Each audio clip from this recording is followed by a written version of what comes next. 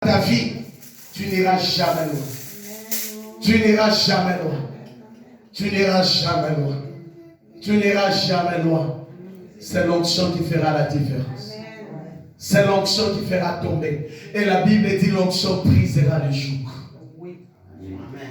Je ne connais pas le chêne de ta famille, mais le Saint-Esprit brise. Je ne connais pas la captivité de ta famille, mais le Saint-Esprit libère de la captivité. Je ne connais pas la malédiction de ta famille, mais le Saint-Esprit libère de la malédiction. Je ne connais pas la poisse de ta vie, mais le Saint-Esprit délivre de ta vie. Mandelebo shaka la brasaka tarabasaka. Mandelebo seka la brasaka. Je ne connais pas ce qui passe dans ta vie. De partout on a envoyé la dépression dans ta vie. Que le Saint-Esprit te libère de la dépression. Que le Saint-Esprit libère ton intelligence. Que là où tu as été ébloui, que là où tu as été fermé, que là où tu as été détruit, que le Saint-Esprit, la Bible dit, l'Esprit de l'Éternel vivifie, qu'il rende la vie à ce que le diable a été mortifié, que le Saint-Esprit ressuscite, que le Saint-Esprit ressuscite à ta tête, que le Saint-Esprit te donne la victoire, que le Saint-Esprit te relève de la place maintenant.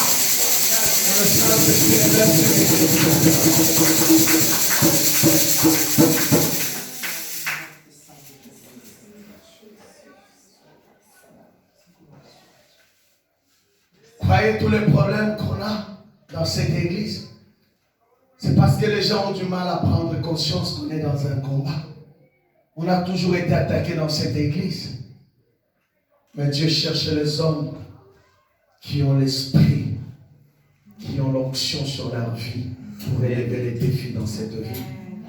On ne va pas relever les défis de cette ville par des stratégies charnelles, parce qu'il y aura des résistances. Il y aura des résistances. Quand tu veux te marier, il y a des résistances. C'est que tu dois comprendre, mais qui est en train de me résister? Qui est en train de résister? Dans Daniel chapitre 10, on parle de la résistance. Tu peux nous lire le verset 13, s'il te plaît, rapidement. Le verset Daniel chapitre 10, le verset 13.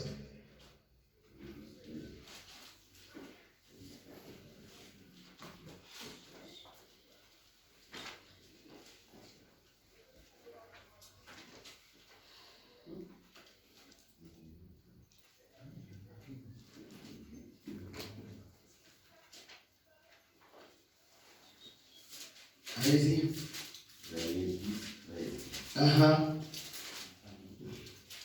Tu veux?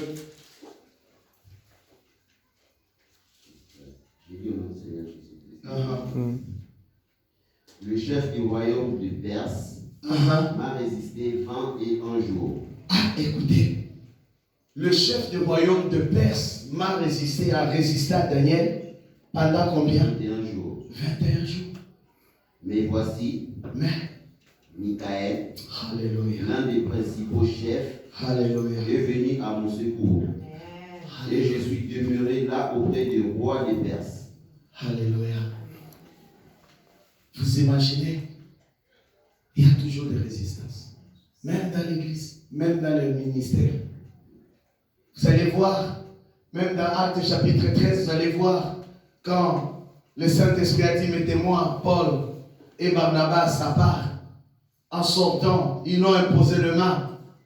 Mais vous allez voir, il y a eu des barres Jésus. Mais là, vous allez voir l'ange des Perses qui résiste. Il y a un ange des Perses dans chaque famille. Tous les chefs de famille là, c'est nos ennemis. C'est nos ennemis. Tu es en Europe, quand ils disent cotisation 1000 €, tu dois envoyer 1000 €. Sinon, tu as peur de malheur. Mais quand le pasteur dit l'église a besoin de 1000 €, tu n'amènes pas. Mais tu amènes directement à la famille. Mais quand tu as des problèmes dans la famille, tu viens pleurer chez le...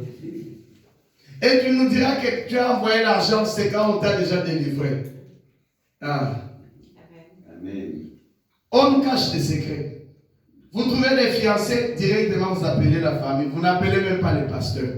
Mais quand ça complique là-bas, on te résiste là-bas, Ah, pasteur, ma famille est contre, il y a une loi. C'est maintenant que tu sais qu'il y a une loi dans la famille qui résiste au mariage. Amen. Mais il y a toujours. Vous comprenez? Amen.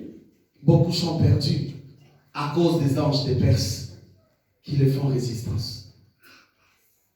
Des résistances. Si vous regardez le mariage, c'est plus facile. Les familles acceptent maintenant. Vous pouvez rester copain-copine. Mais les jours qui vont entendre seulement les mariages, tous les sorciers s'élèvent.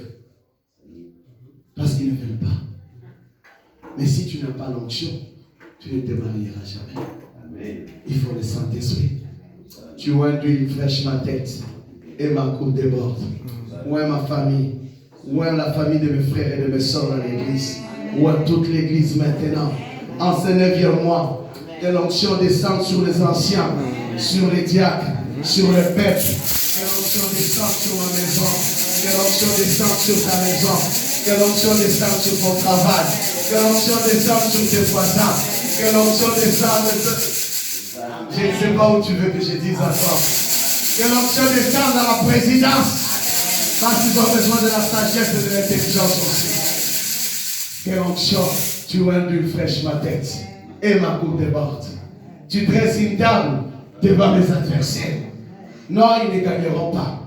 Dis à ton voisin, tes ennemis, en ce 9e mois, à partir de cette parole de la prophétie, ils ne gagneront plus jamais. Je vais te dire cet après-midi, là où le diable avait eu l'avantage, des années en année, mais derrière cette parole, c'est toi qui auras l'avantage.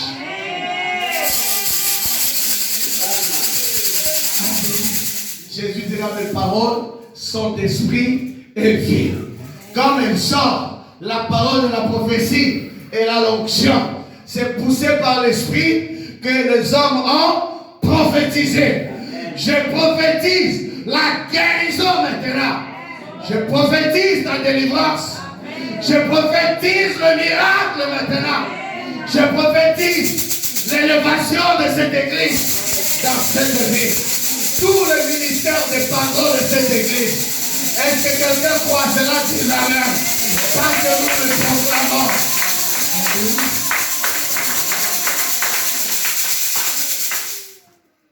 L'onction brise les jours. L'onction fera la différence. Les Philistins, une armée, est venue camper contre David. Mais il a consulté Dieu avec l'onction. Pendant qu'il venait de recevoir l'onction et bon, les Philistins prirent cela. Ils se sont présentés. Mais il a consulté Dieu. Dieu lui a dit, je te donne la force. Tu les battras. Samson avait l'onction de battre les Philistins. David avait reçu l'onction de battre les Philistins. Mais cet après-midi, Dieu te oint pour oindre tous les Philistins de ta vie.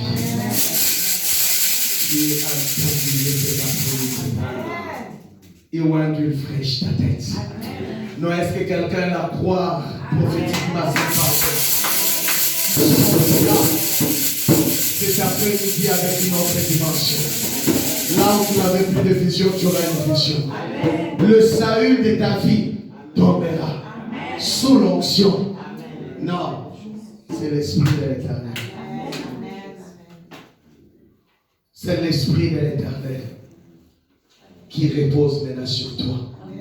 C'est l'esprit de Dieu. Tu peux parler à ta destinée. Là où rien ne marchait, ça va maintenant marcher facilement. Tu peux parler maintenant à ton célibat. Tu peux lui adresser la parole. Ainsi parle l'Éternel. Tu seras transformé en mariage. Tu peux parler à ton ventre que tu porteras des nations. Tu peux parler à tes mains. Tu produiras des miracles. Tu produiras beaucoup d'argent. Tu produiras beaucoup de bénédictions. Tu peux parler à tes mains que tu imposeras plusieurs personnes malades et ils seront guéris. Tu peux parler à ta vie que tu seras la tête et non la queue. Tu seras premier. Est-ce que l'église est avec moi? Commence à le déclarer comme moi. Tu seras la tête et non la queue. Tu seras premier et non dernier. Tu seras meilleur et non mauvais. Tu seras bon. Tu seras excellent. Tu seras béni. Tu seras béni dans cette nation. Tu seras béni. L'Éternel t'accordera la victoire. L'Éternel te guérira. L'Éternel te gardera.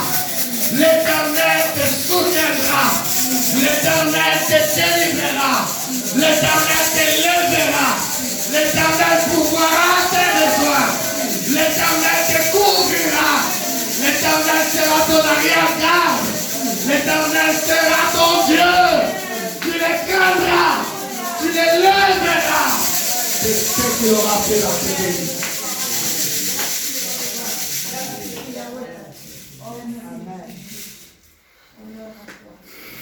Il faut l'onction pour édifier.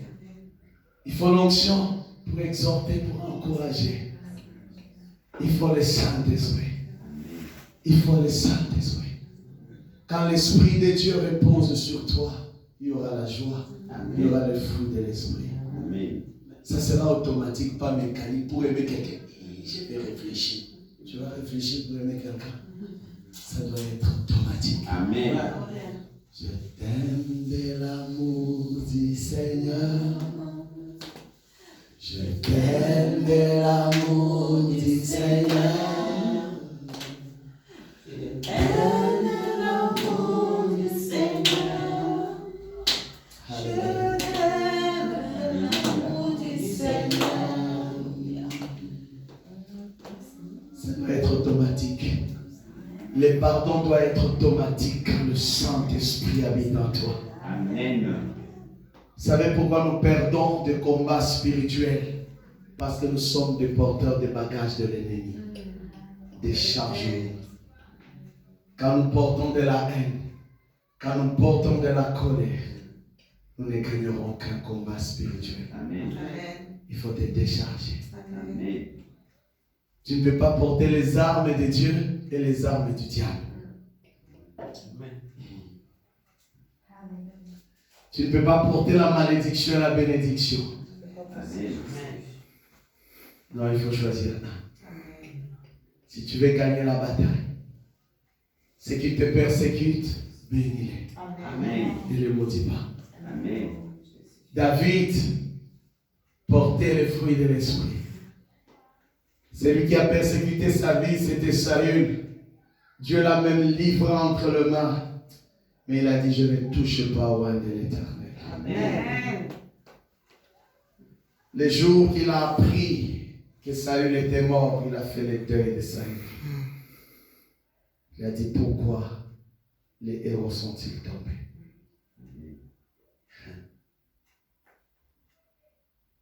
C'est le même qui dit, tu exerces mes mains au combat.